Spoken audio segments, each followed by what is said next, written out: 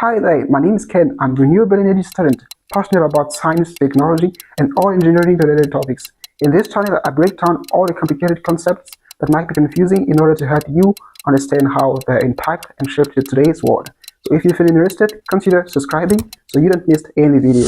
In the last video, we've covered the powerful topic of the derivative, and we're able to find out together what is the general formula that helps us find the derivative of any kind of function. These expressions here on the board are definitively not strange to you.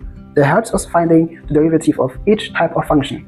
The first is the power function, when x is to the power of something. The second describes the product between two functions. The third is the so-called chain expression, when v, a function, is the argument of another function. The last is the trigonometrical function, the sine function. Let's start. The formula for the derivative was f prime x is the limit when x comes to x0 of fx minus fx0 over x minus x0. fx equals to a number a times x to the power of n. By using that formula, I have f prime x will be equal to the limit when x goes close to x0 of a times x to the power of n minus a times x0 to the power of n divided by x minus x0. I can bring a out of the bracket. I will have a times the limit when x comes to x0 of x to the power of n minus x0 to the power of n divided by x minus x0. For the numerator, there is a general factorization form, and this is x to the power of n minus x0 to the power of n is also equals to x minus x0 multiplied by a sum of the k from 1 to n of x to the power of n minus k times x0 to the power of k minus 1. So let's just use it in this case. We will have a times the limit when x comes to x0 of, we replace x to the power of n minus x0 to the power of n with this factorization form, x minus x0 times the sum of k from 1 to n of x to the power of n minus k times x0 to the power of k minus 1 divided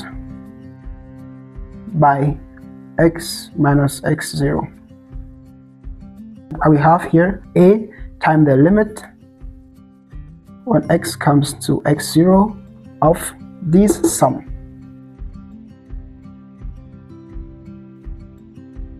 K from 1 to n of x to the power of n minus k times x0 to the power of k minus 1. Here I am. F prime x, which is the limit we're trying to find, will be equals to a, don't forget, time, then just replace x with x0.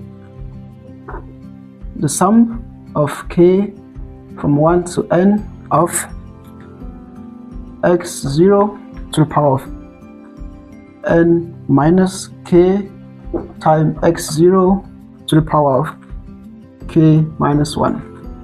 Here I have the product of two numbers with different powers. I just have to add their powers, and I will have here a times the sum from k from 1 to n of x0 to the power of n minus k plus k minus 1. That will be n minus 1 to the power of n minus 1. Since x0 doesn't depend on k, I can pull it out of the sum, and I will have here a times x0 to the power of n minus 1 times the sum of k from 1 to n times 1 of 1. And this is exactly the final expression of the derivative will be n times the number a times x0 to the power of n minus 1. And that is the final form. Here we have the expression of the derivative of any kind of function that looks like this. Very important precision.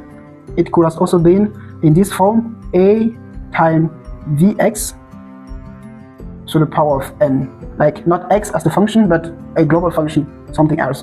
The formula is n times a times v to the power of n minus 1 vx times vx prime. Very important. I'm sure, or at least I hope, that you will be in the future more confident when using this formula, because at least you will then know where they come from. And I'm pretty happy that I could help you achieving that goal. So if you like the content, don't forget to hit the subscribe button, to like, to share, and also to let me know in the comment section which topic you would like me to uncover in the next video. So see us next time.